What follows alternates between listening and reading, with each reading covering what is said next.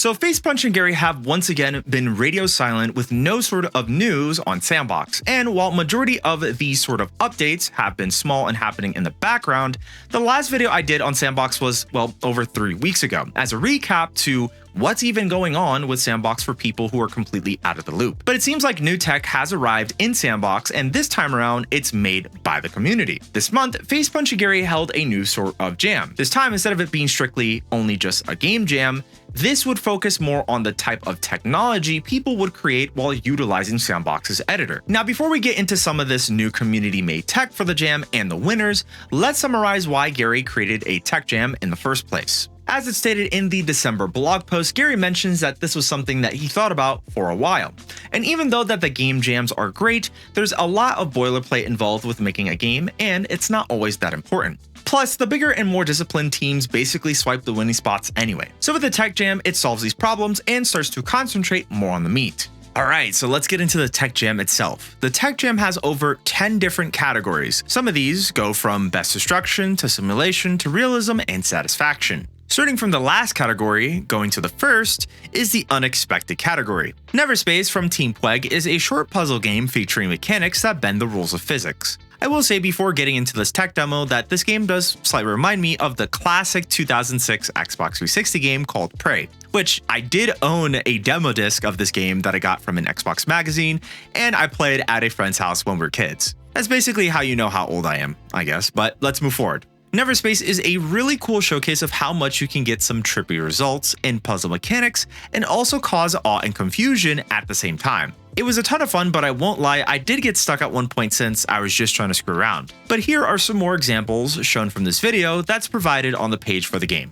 It's such a dope concept. Next is Best Satisfaction with Ghoul Grounds by Mighty Brick. Creator of the hit game on S&box called Lawn Scare, Ghoul Grounds basically takes the zombies that would appear in Lawn Scare and prop them up in a Nacht der Untoten style map and lets you go crazy with surviving waves of zombies trying to eat your brains. Truly, this gave me a little hit of nostalgia since I really loved playing zombies in Call of Duty World at War. But with the gameplay mechanics, they felt very solid, with some options to look around for guns within the environment to use without having to buy them, and also finding a shovel to hit zombies with, which has the most satisfying sound I've probably heard.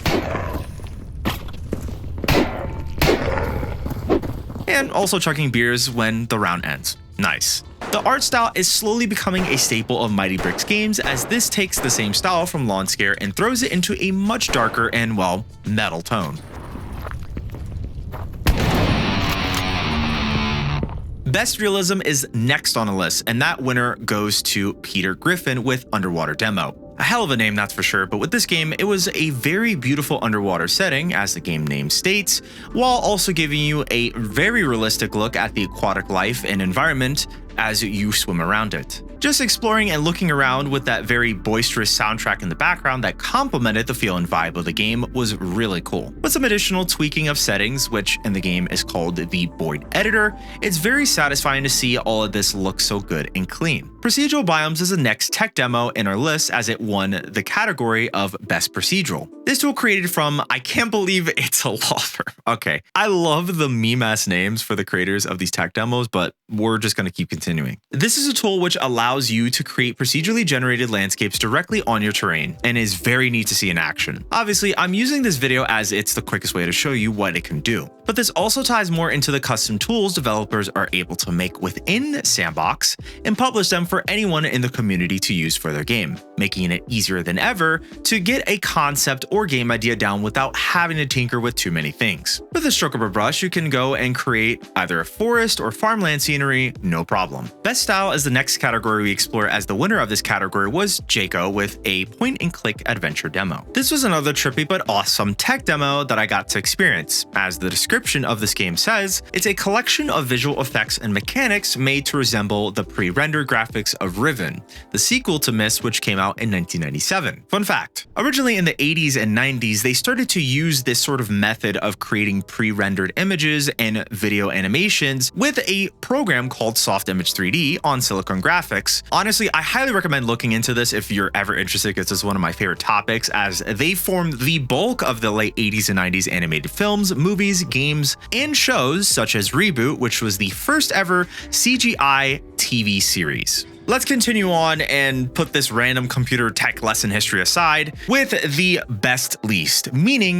does the most with least, excelling in simplicity or minimalism, and the winner of that category went to Gbon with Surreal. Surreal is a tech demo that was created between some friends to practice 3D modeling and to create an original environment with a cohesive style. As the name states, Surreal is an interesting take of technology and a world that feels as dreamlike as it does feel bizarre, including some very interesting tidbits like the copy and paste bridge and the live wire segment that inadvertently jump scared me because it was showing open wire as I was being shocked by electricity. Overall, the game's presentation and ending are all rooting in a fine technological surrealism that keeps you intrigued while also staying close to the theme of the jam itself. Atmo Kinetic by Alien Systems is a tech demo that won Best Weather. This was a very neat but interesting tech demo that I got to mess with. Waking up and wiggling toes aside, the game puts you on an island that provides you with many options of what type of weather you want to choose from. I think my game specifically had some weird stuff going on, but otherwise it was pretty simple, as you got an area that would allow you to change if it was daytime or nighttime with some additional modifiers, including wind speeds, rain, snow, and even freezing the water. These were really cool features, and seeing it go from a body of water to an ocean of ice was very satisfying. Weird visual glitches aside, this was a cool and fun tech demo. This next one is very simple, but it's very satisfying, which is a rope physics demo made by Ducksoft that won the best simulation. Now, to be honest, I did not know what I was doing in some of these scene scenarios with the physics, and in others it was pretty simple, but I still wanted to show off the 4 available scenes to check out. My favorite, of course, is the pachinko scene. It was pretty cool to see these physics work and also to see the details in how the physics reacted in these scenarios. Next one is another simple one, but this one won the best tool category. Terrain generated tool by Sternus is what it says it does. According to its description, it generates terrain with height and splat maps in the S&box editor, which is another awesome tool to speed up the game creation process, as this tool can be used by other developers in the community. And in the first category spot for best destruction is Shape Simulations by Barrel Prototype. This is a tech demo where you're in a 2D physics sandbox that lets you create scenes which you can use a variety of tools to choose from. I loaded up some examples which were all completely different and had different use case scenarios,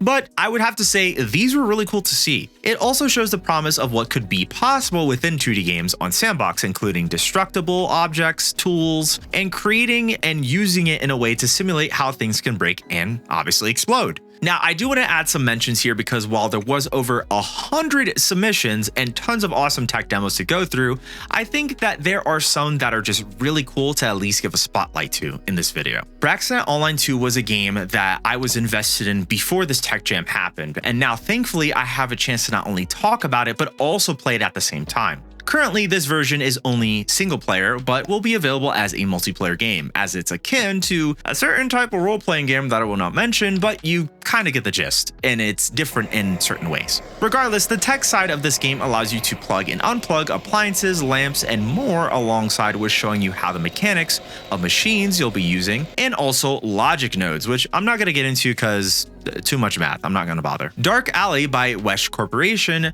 was a very cool and also hilarious entry. You start off in a small and limited space of a dark alleyway. There's over 3 NPCs that you can talk to, which, according to the description of the game, uses AI to generate responses to you when you interact with the NPCs. This was by far some of the funniest and quite intriguing ways to use AI in a game that I've seen. As much as I absolutely despise the idea of AI that's basically in everything nowadays, opinions aside, this was very fun as to see how it was being used. And basically, you can talk to these NPCs all day. Their personalities and responses feel very close to how the characters and occupations are presented. This was pretty fun, and I definitely would recommend to people to try it out to, talk to some of the NPCs and ask them stupid questions, like finding the secrets to the gnomes about Gnark, or whatever that means. But speaking of dark things, Dark Waters, a game created by Fortune, was another game I just could not pass up. Most of Fortune's games are really cool, and they put a lot of work and effort into their projects.